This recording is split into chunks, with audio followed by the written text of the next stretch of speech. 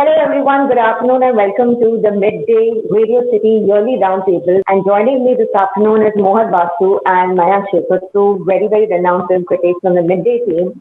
And of course myself, Vijayalakshmi Narayanan, who writes for Radio City Digital. Today we will be talking about the best of films and shows that 2020 had to offer in a rather abysmally bad year, in a very gloomy year where we were all confined to the confines of our households for a good 10 months, I guess. Yeah. So I want to start this discussion right away by asking both of you to please list your top five films of 2020. I'm sure it's a rather lucrative list, and I'm sure five is not really a decent number. There will be many more because we had a few theatrical releases and also a lot of them were released straight on digital. But if I may ask both of you, beginning with you, Mohar, what would you list under your top five films of 2020? So my absolute favorite film of the year would be Thappad. I don't think anything tops Thappad for me this year. It's a very beautifully made film. It was a very nuanced film. And I like the trailer, but I never judge a film by the trailer. But I went to watch the film. I was like, the trailer doesn't do justice to the film. The film is way more layered and nuanced than that. And just recently, last week, I was having a discussion with a friend, and they were like, maybe the film, it's about domestic violence. I just want to say it again, guys. The film was not about domestic violence. It's about systematic misogyny, casual sexism. Understand the film and go and watch it again. I really like Shakuntala Devi. It's a very performance-oriented film. I just was so wowed by Vidya's performance in the film. Simply that. It was a brilliant performance. I liked Serious Men. I thought it's a very well-made film. There was Raat Akeli Hai, which was very good. And a very unusual choice, I might say, but I liked Loot Case. I thought it's a funny film to another level. It's a very simple, funny film. And kudos to Kunal Khemu for like selling that part with such honesty and earnestness. It takes a really good actor to be able to do that. We might discuss our favorites, but there's just so much out there. While we had nothing better to do, I still could not catch up on a whole lot of material, which could be movies and series from multiple languages, from various countries, enormous number of genres. And we're only talking about Hindi films here and only talking about Hindi series. And kid you not, I'm still struggling with finishing up on all the stuff that people have still recommended to me, because at the end of the day, there are 60 OTT platforms, of which I only have 6. And I think all of us probably have 6 or 7. So you can imagine how much God generated, and thank God for that, because it gave us something to hold on to. So I'm going to give a massive, disclaimer that this is only the stuff that I have watched, which may be such a small portion of all that was created, even within Hindi language, let alone Indian films or international. But my favorite film, I think more or less is going to be one that I'm presuming a lot of people have not seen yet, because I don't think it's on an OTT platform yet. But I watched it at a film festival. Of course, a digital online film festival. Where else would we go? And it released in Indian theaters. It's a movie called Ib Ale. Basically the sound that the protagonist makes in order to tame monkeys in the heart of Lutyens, Delhi, which is where all the top offices are, where the Rashtrapati Bhavan is, where the North Block, the South Block, where the power center of India is. So if you see it purely as a film about this character who's just got this job to do this, which is to tame monkeys, because that area literally is full of monkeys. In Delhi, it's called Daftar, okay, that area. It's full of monkeys, and that's what his job is, to keep yelling, Ib Ali Oo. So that's why I'm just making that known, so you know why the movie is called that. And I personally have a huge thing for what is quote unquote called cinema verite, which is where you can't, tell between life and a film. Just as we couldn't tell while we were sitting in our homes between life and death itself.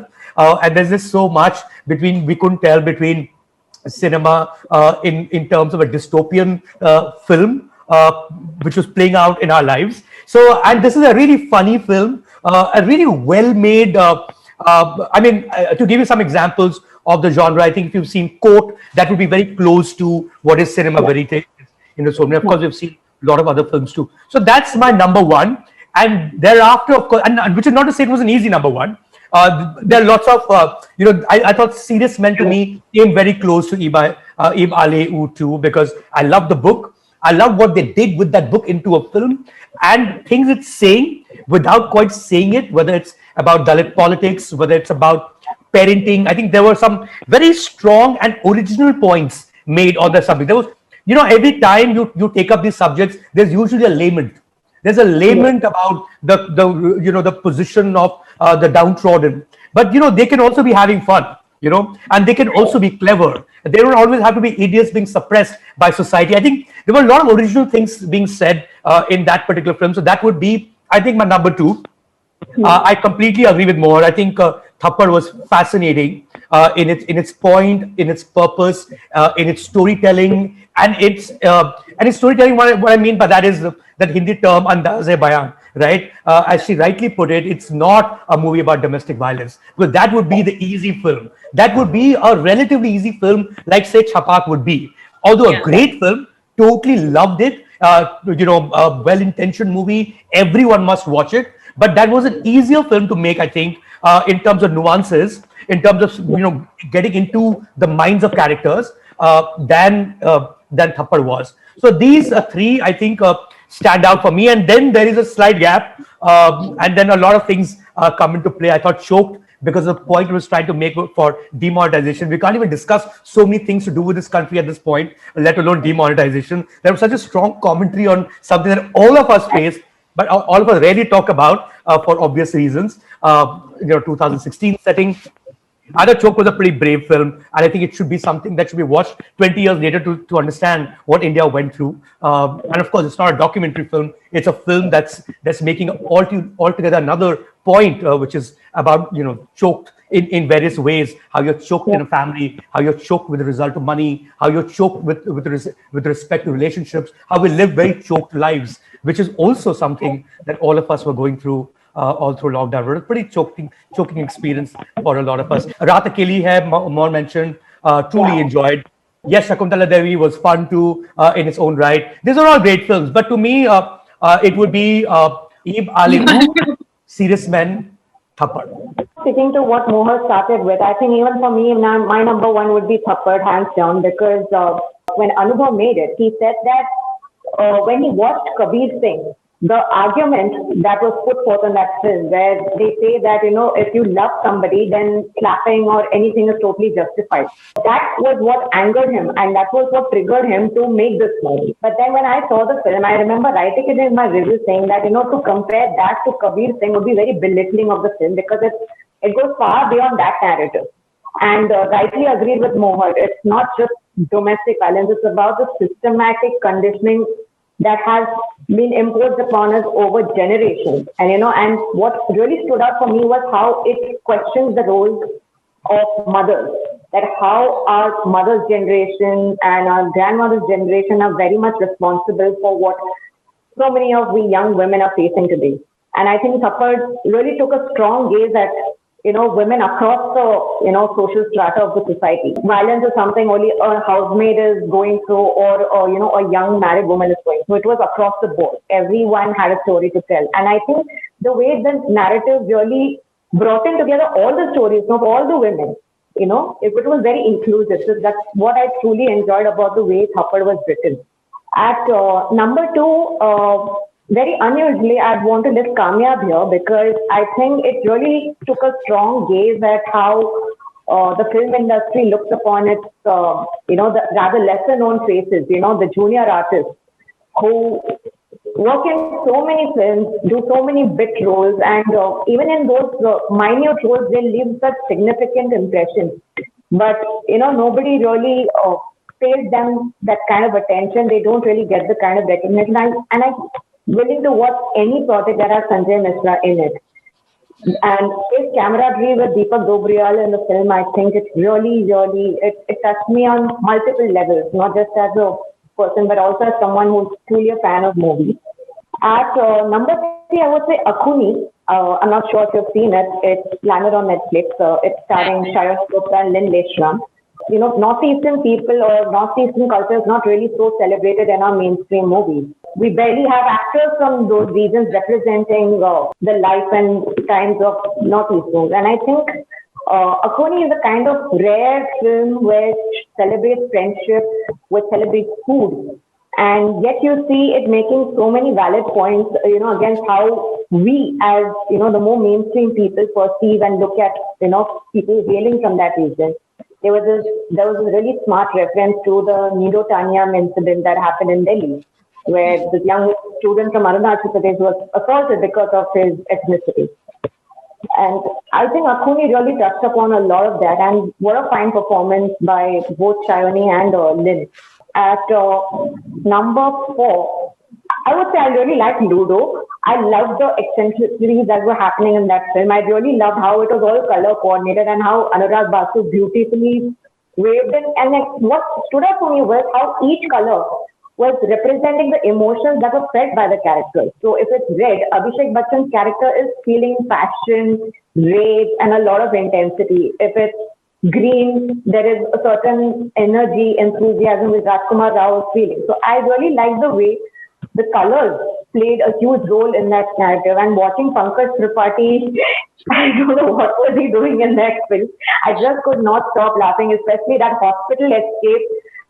I had to pause and laugh for a good 5 minutes at that scene because it was just so brilliant. Number 5, I would say, was AK versus AK, which I absolutely enjoyed. To watch an actor of the stature as Anil Kapoor go all ballistic and no holds barred, and even in his most negative roles where he played the bad guy, we've never seen him go all guns blazing at somebody, swearing at the top of his voice. And for me, that was really the twist, the last twist at the end.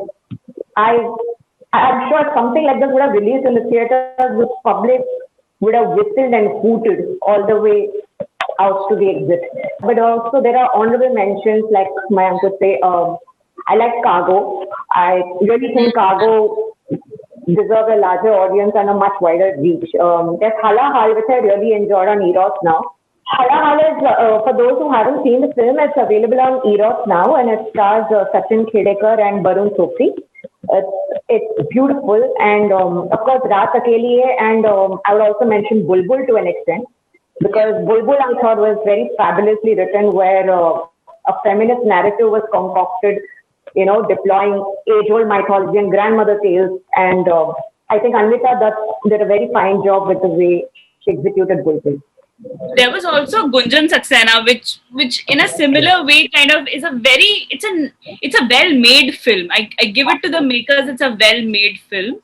The flaws of the film have been very beautifully worked out in such a way that they never hit you. It's a very nice film, and I think the first time the idea of patriotism is discussed in a very positive light. Just do your job well, guys. That's enough patriotism that you can do for yourself and your country. I felt that somewhere it shows Janhvi growth as an actor, that she's really going, she's doing the right thing here. So glad that you mentioned Ludo, because for some reason it had slipped my mind. Quite clearly, it would be there on my top 5. Yeah. There's just no doubt about it. In terms of and color is absolutely right to make a movie about dons and a thriller, and that really starts out with a freaking murder, and then to turn that into what a colorful film with genuinely like so many characters merging, so many of them exiting, entering, to a point you even forget who's playing whom and why. And of course, all of it really comes together so beautifully. I think it's a masterful screenplay. I've loved Anurag Basu's films, but I've always had an issue with his scripts. I think this time he's got both right. But taking you on AK versus AK, Vijayalakshmi, I think I genuinely feel, and I love the film too, I genuinely feel this was the year of the meta, And I know when everyone uses that word meta only now, it just seems so like, oh my God, like this really big thing that we're talking about. But it was really a year in terms of movies, looking within at the movies. And you mentioned Kamyab, which was, I think, the last film that released in theaters right before India went into lockdown. That is my last memory of a theatrical release in a real sense, which is beautiful, which is lovely. And then right before that, we'd seen Angrezi Medium, right? Further down into the lockdown, we saw Dil Bechara, right? And genuinely with Angrezi medium and watching Irfan on the screen and Dil Yeah. Bechara, watching Sushant Singh Rajput right, after his unfortunate demise was Yeah. impossible to take as a film. You could only see it as meta. You could only see self-reflection of the individual. You could see the person commenting on themselves while being there, and had nothing. And which is why those films are beyond your ratings and beyond your top fives, because they are working at you at a very visceral level, which has nothing to do with storyline, which has very little to do with script per se. It has all to do with what you're seeing on screen and what you know of that person. If you were to say watch a really moving family video, are you going to rate that? Are you going to like put that into a top five? No, it just moves you because you know the people, and it just felt like that with both Sushant and Dil Pechara, and with Irfan, and because we knew at that point that he wasn't Yeah. going to be there with us for too long, and he was still working, and you could see what he could be going through and what he was performing. The fact that he was doing comedy and was living a tragedy, as it were, was just, there was truly moving experience. I wouldn't say great films, because that's not about films altogether, but really like shaking experiences in their own ways. But yes, thank you for reminding me about Ludo. It's certainly there in my top five, and because I've already given out my top three, then perhaps the fourth one. Let's get into the performances, some of the best performances that we have seen in the films that we have discussed. Mohar, if you were to start, I'm sure Taapsee Pannu from Thappad would be a mutual choice for both of us. Easily. Taapsee Pannu, I would, I have always thought of her as someone who's very alike Rumi from Manmarzia, that's the spirit which she kind of has. And to see her as Amrita in Thappad, it's such a silent, muted, restrained Yeah. performance. And there's only that one scene in which she goes and yells at her husband and says that, your allegations are just incomplete if you don't call me manic depressive, so just go and say that. That's the only place where she has an outburst. But she's so calm throughout the film that yes, I agree, it's her best performance till date for sure. I think, Panga, which released in Jan, it enjoyed a very, I think it hardly lasted in the theaters for a week because it really had a dismal opening. Of course, everyone really celebrated Kangana's performance. For me, the performance in that film was by Richa Chadda.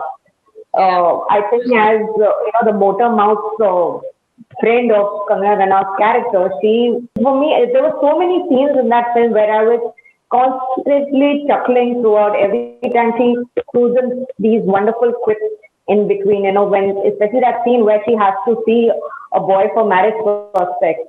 And I don't know, it's another, it's up altogether another level that I just can't explain. And of course, Taapsee is there from Thappad, but even Vidya Balan and Shakuntala Devi, I think undoubtedly, if there's an actress today in the current times who can shoulder the length of an entire film or any project on her shoulders, single-handedly, it has to be Vidya Balan for sure.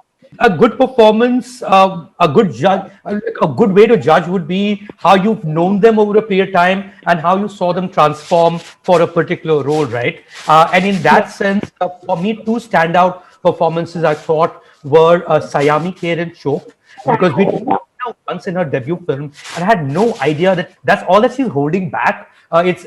She has simmering talent, yeah. It really like sort of moves you in ways that of course, it's also our prejudgment. It's also our bias based on her first movie. That was, she was Yeah. essentially told to the audiences as the pretty young thing. But I think she's up there with the finest talents you can come across for a part that is really really tough. It's a very internalized performance. There's not much that you can say in terms of words to express what she's going through, because it is a very Charlie Kaufman kind of movie anyway. It's all in the head. Everything that's happening in that film is happening inside the characters' heads. There's really not much happening in terms of a plot. The plot is the fun part, right? But what they're going through in the head, and she really expresses it in ways that I had not expected, honestly. Likewise, again, purely for the transformation, I thought Deepika in Shapak was deeply moving. This could be like the top lead actor from anywhere in the world. From the top people from theater would be performing that part with that level of strength and vulnerability that she showed in that role. I mean, of course, there's no other way to do it. The whole movie centered on her, and a slight slip here and there, and it would be the movie gone to the gutter, right? But to even still hold it was fabulous, was fascinating. And here I'm going to merge film and series. I think this was Pankaj Tripaঠি's year, yeah. I mean, that He guy is really, good at everything. he's the man, woman / person of the Man year. of the Literally, there is no yeah. question about it. Whether you take him as a father in Gunjan Saxena, what a heartwarming personality that he manages to exude. Of course, so much of that is in the writing of the character, right? But so much of that is also in the way he manages to look the same. Huh? He doesn't, unlike most of the actors you'll see, he doesn't do much with the look. He still looks the same, and he will go from that kind of a guy, right? That kind of father, an educated father who's been in the Air Force, like a upper middle class dad with the right liberal values, as it were, and then go on to someone who's an asexual small town man as a lawyer in criminal justice season 2.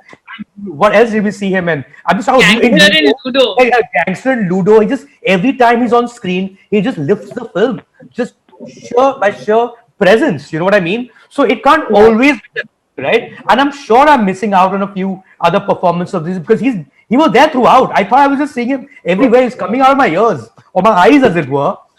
So there's Criminal Justice season 2. There was Gunjan Saxena. There is which one did you mention? The Ludo, and then I was missing Mirzapur 2 again. I mean, the memes that followed Mirzapur 2, and literally, I mean, of course, there were great performances in Mirzapur across, right? I just thought Vijay Varma was a bit overdone, and that whole thing was just seeming like too much of a gimmick. And I am from Bihar ancestrally, so these guys did not look Biharis to me at all. That part only did not, Lilliput didn't seem Bihari to me as a character trait. When you're moving so strongly from UP and you got it so right, you can't go to the neighboring state and get it so wrong. That same homework should apply there as well, right? So, but that apart, I mean, the memes that followed Mirzapur 2 about his neck being a character of its own, that has a life, and so true. The way he moves, I mean, he just talks from his neck, whenever on any scene, he just said it. And it's such a fascinating trait to give to a character because, I mean, that neck is going to be in every movie of his, but you've never seen him do that for any other part. So I think Kalin Bhaiya was killer. So that's just a fascinating year for one actor who truly entertained us in ways that we would never imagine in terms of genre and, of course, in terms of performance. This was Pankaj Tripathi's year. Yeah, I agree with Mayank on this. I completely agree because when I was watching Criminal Justice, there's a scene where he tells the girl's father, "Pakka aap hi ki beti hai na." When he's like, I didn't take it seriously when she told me that she had clinical depression. These little nuances, like with such humor and such honesty, he puts it. I think I agree with Mayank when he says this was Pankaj Tripathi's year. I think he was in everything and he was brilliant in everything. Another performance I'd like to mention over here is Kumud Mishra in Thappad. I thought it's a very memorable performance, and we need to normalize these fathers that we have seen across the year, be it Pankaj sir in Gunjan Saxena or Kumud sir in Thappad. These are fathers who are pushing for their daughters' right to dream, their daughters' right to do better. Of course, a lot of it is there in the writing, but it's the beauty of the performance also comes forth when when we see it on screen. He's so serene, he's so supportive of his daughter. She's making the decision and she's herself confused, so he's like, do what you think is right, I'll take care of it. So these are very beautiful performances which I'm going to remember from this year. Since we were speaking about Pankaj Tripathi, do you remember the scene that he had with Irfan Khan in Angrezi Medium, which was a very small scene? That's another film that he did. That's 5 so far. Also, 2 Extraction. And Extraction, that's true. That's 6. That is phenomenal.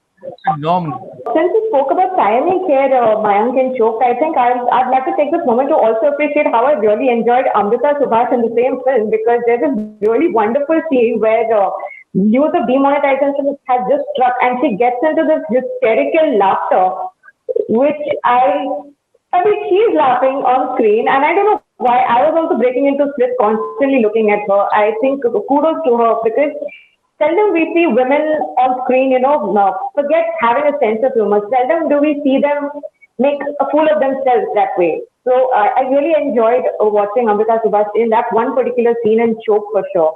I like to give her due credit for that. Even in Cargo, I think somewhere we need to give it to Shweta Tripathi Sharma also. If we are, acknowledging Pankaj Tripathi, who's had a good year, I think same goes to Shweta Tripathi Sharma. She's had such a lovely performance in Raat Akeli Hai and Cargo.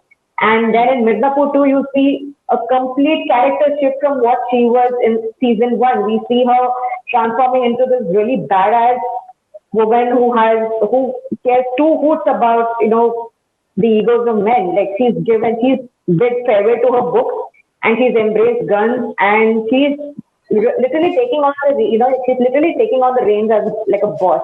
I think I'd like to give full credit to Shweta Tripathi Sharma also for this year. She was also very good in Gone Game, which Mayank, I don't. Have you watched I it? haven't seen. No, is Gone Game a short films lockdown anthology? Is that what it is? Yeah, pretty much. I'm not going to watch any more lockdown films, boss. Bahut ho gaya. I thought Unpause wasn't too bad either. I thought that was a pretty well made. The Tamil version of which I couldn't for some reason sit through was Unbearable, which was the Amazon Prime series, short film anthology in Tamil, which Putham Puthu Kalai. And that had names like Mani Ratnam involved, which were like, I was quite surprised to see that in the closing credits, and it was so amateurishly done, which is why I watched Unpause thinking it'd be somewhere around those lines, but no, I thought that was fabulous. And now that you tell me, was that game? The Gone Game. Gone Game, I'm going to check it out. There's just too much to check out. Let's finish this conversation so I can go back to the screen. But there's another performance I'd actually like to talk about. Just performance. Saif Ali Khan from Tanaji. They usually say when a film doesn't work, performances don't work. But somehow that performance was so beautifully devilish and so bizarre. I really remember that performance. He was just having fun. And I don't remember the last time Saif Ali Khan enjoyed a character that much. He was just having a blast with his character. And I'm going to remember that performance. It was a very, very well done performance. No, I wouldn't be surprised if you watched Joker and modeled that particular character on Joker. I mean, it is also around the time that film had come out and like Walking Fitness was all over the place. And a lot of the times, especially with actors like Saif, the kind of content they consume is very different from the content that's put out. If you give them a reference point, he might even ask, "Can you play it like Joker?" And he would do a great job. You could see some strains of it. Yeah, right.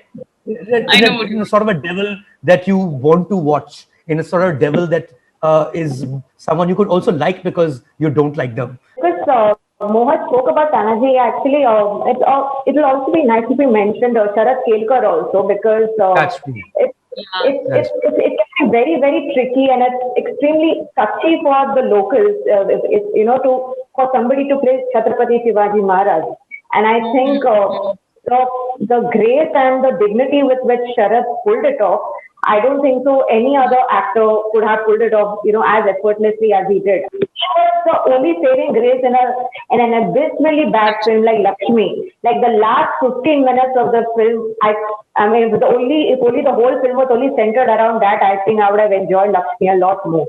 I mean, what a pity. He comes in hardly when you're already exhausted having watched 2 hours of the film. That is also true in general for a lot of Bollywood films that dropped online, that dropped on OTT platforms, possibly because they could not get theaters for release because the theaters were shut. But the fact is, if any of these films really made it to theaters, Bollywood would have to shut down. They were so bad, from Sadak 2 to Lakshmi, so many of them actually.